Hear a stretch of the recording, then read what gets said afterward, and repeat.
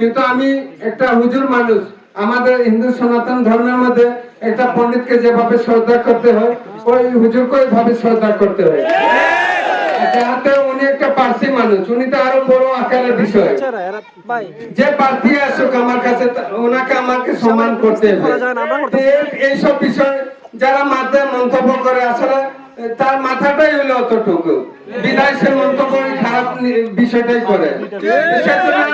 আমি পঞ্চায়েত সভাপতি হিসাবে আমি কিন্তু সবার জন্য আমি কথা বলতে লাগবে, আমি এক সাইডে কোনো কথা বলতে পারবো কথা।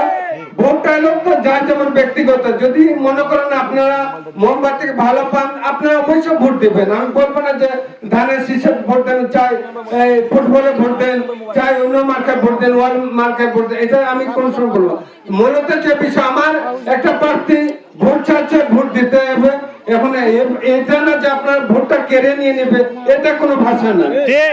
তাই আপনাদেরকে যদি মনে করেন যে আমার পঞ্চায়েত হিসাবে একটা কথা বলতে, আমি ওনার জন্য আপনাদের কাছে সুপারিশ করতে হবে। আমি আমার সুপারিশ রইল যে ওনাকে যেন মোমবাতি ভোট দেবেন, আমাদের সেন্টার যেন পাস করুন। ধন্যবাদ।